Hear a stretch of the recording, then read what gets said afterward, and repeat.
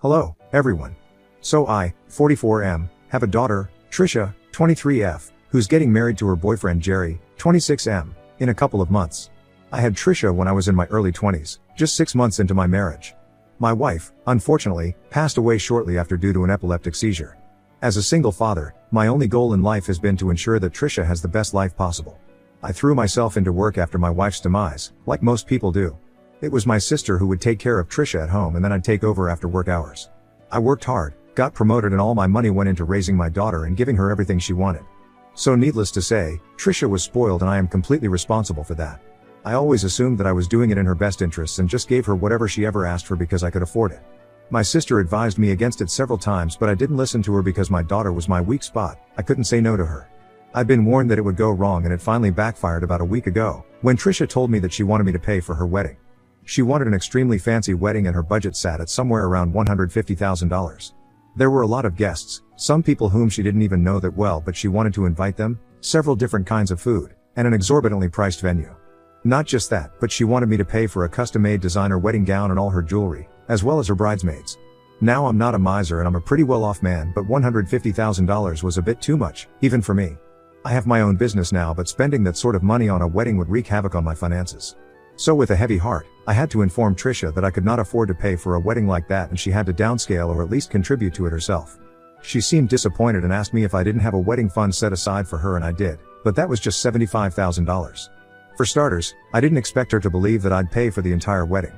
The most I thought she'd ask me to pay for would be maybe the venue or the catering or maybe both, but not all the expenses. And secondly, I didn't expect her to get married so early, so I didn't have enough time to save for her wedding either. Besides, she and Jerry had only been together for a year and they could wait for a while before they got married, and until then, I could put some more money together, or maybe they could also get better jobs and contribute to the wedding costs themselves. I explained all of this to her, but she didn't seem to understand and only threw a fit, then left my house angrily. She was mad at me because I'd said that I couldn't afford the wedding, but she knew that I could. I just didn't want to spend that amount of money on something like a wedding. She accused me of being selfish and said that I wouldn't think twice if this was some business deal. I didn't know how to explain to her that those were two entirely different things, so I let that go. I felt bad about it and decided after a while that I was going to take out a personal loan so that I'd be able to pay for her wedding, and spoke to one of my banker friends immediately about it. I could always just repay it gradually over time, so I didn't think it was a big deal. She didn't talk to me for the next 2 days and I decided that I'd only reach out to her once I'd finalized the loan. However, she made a scathing Facebook post on the third day and referred to me as a broke loser in it. She accused me of being selfish and only focusing on my work, never being there for her as a kid, and even implied that her mother probably passed away because of my negligence, which was a really nasty thing to say. Then she said that I was a selfish workaholic who couldn't think of anything, apart from myself and my business, but in spite of that, I was still somehow a broke loser. It was a slap on the face and I blocked her immediately after that post. I didn't even touch my phone or log into any of my social media for a couple of hours after that. I was completely MIA, so my sister decided to pay me a visit out of concern, and when she came by, I ended up breaking down in front of her. The things that Trisha had said cut deep and I was pretty depressed for that day, and also the next couple of days. I didn't speak to anybody outside of work and could barely even bring myself to get out of bed for the next couple of days, so my sister stayed with me and took care of me. She'd also spoken to Trisha and made her take that post down, but it didn't matter anymore because now I knew exactly what my daughter thought of me, and it broke my heart. I couldn't think of a single thing that I wanted to say to her, so I just didn't speak to her, and I only unblocked her yesterday, when I was finally feeling a little better. My sister had already given Trisha an earful, but I couldn't let this go until I spoke to her myself. I'd already canceled the loan and this is going to be terrible, but I really wanted to hurt my daughter emotionally because she'd done the same to me. I know that she's my daughter and I shouldn't say or feel things like this, but I just really wanted her to know how I felt, and I wanted her to feel what I felt, to be more precise. So I unblocked her and decided to wait for her to call. And she finally did call me last evening. She started by apologizing and told me that she was just really angry and ended up saying a lot of things that she didn't mean because she was disappointed that she couldn't have the wedding of her dreams. Even while she was apologizing, she didn't sound very genuine or apologetic. She just sounded annoyed, and I felt more agitated when I heard her speaking in that tone. So I stopped her apology then and there and told her what I'd been planning to do with the loan and the surprise that I'd been keeping from her. She sounded thrilled for a moment until I told her that I'd canceled it after her post and now I wouldn't be covering any of the wedding expenses. So she could find a way to pay for it herself since she was so independent and I was so selfish. She was about to say something, but I continued and told her that since I was so selfish, I wanted her to repay me for everything that I spent on her after she turned 18. It wasn't fair of me to ask that of her, and I didn't want any of the money back. But I just wanted her to feel bad about herself, so I told her that I wanted every single dime back, and it was quite a lot of money. Her college tuition and accommodation had all been paid for by me since she didn't want to live on campus and wanted her own apartment. She also used to go shopping quite frequently with her friends and would often treat them to expensive trips because she knew that I'd pay for it all. She was spoiled rotten and she took advantage of it. So I told her to pay me back for all of it and then we'd never have to speak to each other again. She wouldn't have to keep in touch with a broke loser like her dad, and I wouldn't have to ever speak to a nasty, spoiled, and ill-mannered brat like her, and it'd be great for both of us. By the time I got to that last part, I was practically screaming into the phone because I was so enraged. And all the feelings that I'd been suppressing for the past couple of days just bubbled up to the surface and I couldn't hold it back anymore. So once I was done yelling at her, I disconnected the call and laid back on the couch, trying to calm myself down. My sister had come out of the kitchen when she heard me yelling and she'd overheard me telling Trisha to pay me back. She didn't say anything in the immediate aftermath, but I could tell that she had a lot of opinions about what happened. So she waited until the evening and brought it up at dinner. She told me that I was equally responsible for the way that Trisha turned out because I was the one who spoiled her. Now, I couldn't just blame it all on her because she didn't raise herself. I did this. She believes that it was unfair of me to be so hard on her, despite whatever she'd said. She thinks that the right thing for me to do would have been just to cut her off until she apologized to me genuinely and not just for the sake of it. She knew that this apology came just because Trisha was facing a lot of backlash from our relatives and probably some of her sensible friends as well. Because whatever she'd said was really below the belt and unfair to me. But the way I reacted to it was equally ridiculous and I shouldn't have let anger get the better of me because, at the end of the day, I was the one who raised her and created this person. She went on to remind me of all the times that Trisha had been horrible to other people, be it our relatives or her friends, and said that I'd never, ever had much to say against her at the time only because it wasn't happening to me.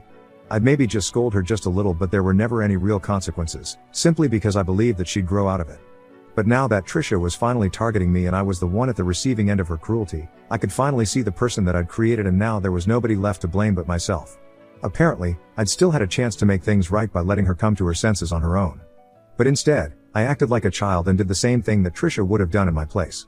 I was vindictive and unnecessarily cruel, which put me in the same position as her. So now she's going to be even more pissed at me and is never going to realize that she did something wrong. And I would have done a lot better if I'd just given her the silent treatment because that way, at least I wouldn't have this on my conscience. I didn't agree with my sister at the time and left dinner angrily, without finishing my food. We haven't spoken since last night but now that I think of it with a cooler head, I guess I can see where she's coming from. I also realized that I was behaving the same way as Trisha had and that wasn't a great example to set for my daughter. But at the same time, I don't think this exactly is my fault. Trisha is an adult and is free to make her own decisions. I didn't teach them to act this way, I just didn't teach her not to, either. I'm just confused about whether I'm the one at fault here or not. So Ida for allegedly spoiling my daughter? Update 1. Hi, everybody. I realized my mistake and I have apologized to my sister, especially since she's the only person looking out for me right now and I can't afford to have her turn her back on me. Also because she's right and I guess I just didn't want to admit it because then I'd have to acknowledge my own failure as a father. I guess I never really took it seriously when Trisha would act out and be horrible to other people because I didn't want to reprimand her. I was a little too soft on her and now that's backfired on me because she's just a straight up bad person. I haven't spoken to her since that phone call and neither has she tried to reach out to me. I guess that's how it's going to be for a while now because what she said was incredibly disrespectful and hurtful so I'm definitely not going to talk to her and unless she apologizes to me, sincerely and honestly, I don't see us ever reconciling in the future. Update 2. My sister believes that this should have been my approach right from the beginning, as soon as she made that post. And I agree because that phone call didn't make me any better. If anything, it just made me realize that I'd failed as a father. I wanted to raise a daughter who would never have to feel bad about not having a mother. And maybe that's why I went a little overboard in trying to spoil her and making sure that she had everything that she wanted. I was overcompensating and in doing so, I guess I fell kind of behind in actually being a father and disciplining her when I needed to. I just could never bring myself to scold her or punish her, which are equally important aspects of being a parent. So in a way maybe and wasn't that wrong either? I had been selfish and because of my selfishness, now both Trisha and I were suffering. I feel bad about everything but what's done is done now. I obviously don't want any money back from Trisha, and I don't think she's going to return it to me either. I don't regret saying it to her, I do think it was important for me to get it out of my system but I guess I could have been gentler. I don't owe her any apology, so I'm just going to continue not speaking to her. If she apologizes to me, then that's a different story but that hasn't happened yet so I don't know. Update 3. I just received a payment of $2,000 from Trisha. It's been about 4 days since my last update and we haven't spoken to each other at all in these couple of days, so I don't know what this is about. I told my sister about it and she thinks that this probably has something to do with me telling her to repay everything that I've done for her in the past couple of years, ever since she became an adult. And I guess that's probably what this is about as well. But I just found it a little off-putting that she just decided to send me money without even saying anything first. So I sent that money right back, I don't want it and I don't need it. What I wanted was an apology, but I'm not going to receive one, so I don't need her money, either. She hasn't sent it back yet. I don't know what's going to happen now. A few hours have passed since I posted here, and just a couple of minutes after I made that update, Trisha called me and informed me very coldly that she was just doing what I had asked her to. And she wanted me not to make things more difficult than they already were and just accept the money without making such a huge fuss about it. I told her that I didn't want her money and I was just trying to make her feel just as bad as she'd made me feel when I was talking to her on the phone the other day. She could keep her money, I really didn't want it. But she argued with me and told me that after the way I'd insulted her on the call, she didn't feel comfortable owing me money anymore. So I used that same logic and told her that after that Facebook post, where she called me a selfish, broke loser, I also didn't feel comfortable taking back money from her because that would just reinforce what she already believed about me. We were in a deadlock, and after a few seconds of silence, she just sighed and told me that she didn't know what I wanted her to say anymore and that she was just exhausted from dealing with my weird behavior.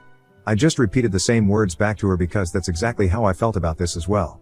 And once again we were silent for a couple of more seconds, after which Trisha told me that she was ready to talk to me if I wanted to have a genuine discussion about our problems. But otherwise, if I just continued to act like this, then she couldn't see us ever sorting things out. So I told her that I didn't want a discussion. The only thing that I wanted was an apology, and if she was ready to apologize, then we could talk. Or else, I had nothing to say to her. Then I disconnected the call and that was it. She didn't say anything and neither did she text me.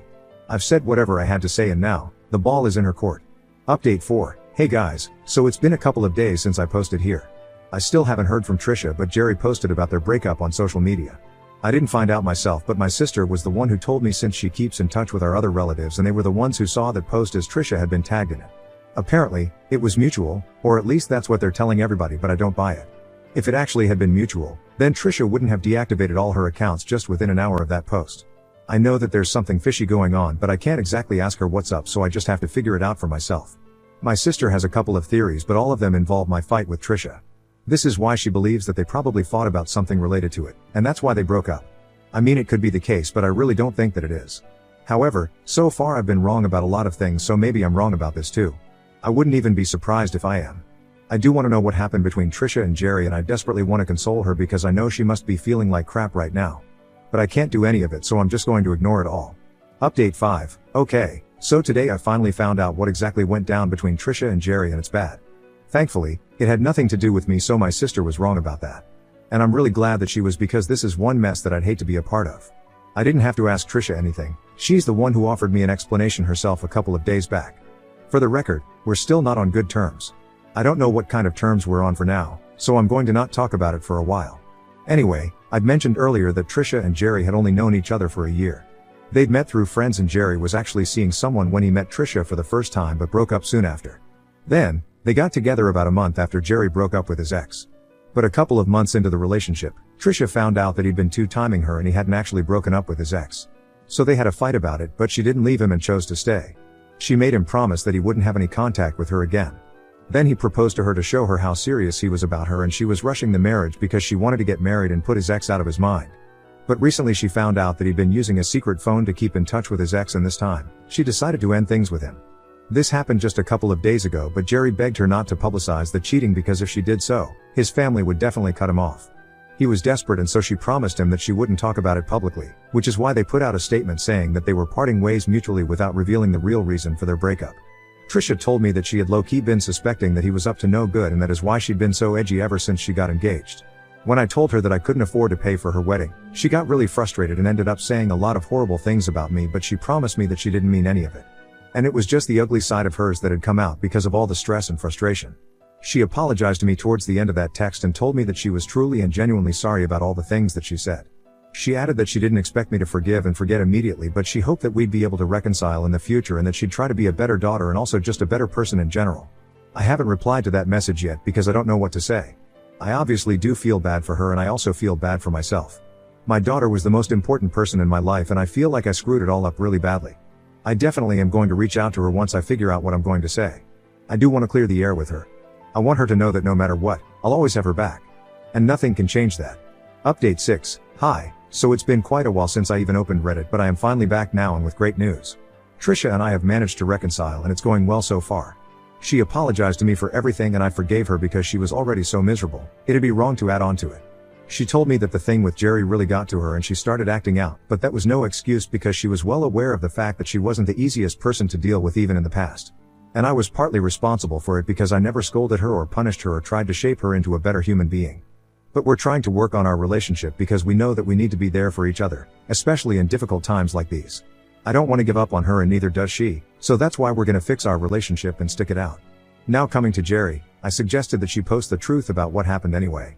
He'd also promised her that he was going to stay loyal to her, but he didn't. So she didn't need to show him any kindness and honor her own promise either. That guy needed to be taught a lesson and so, on my insistence, Trisha did post the truth.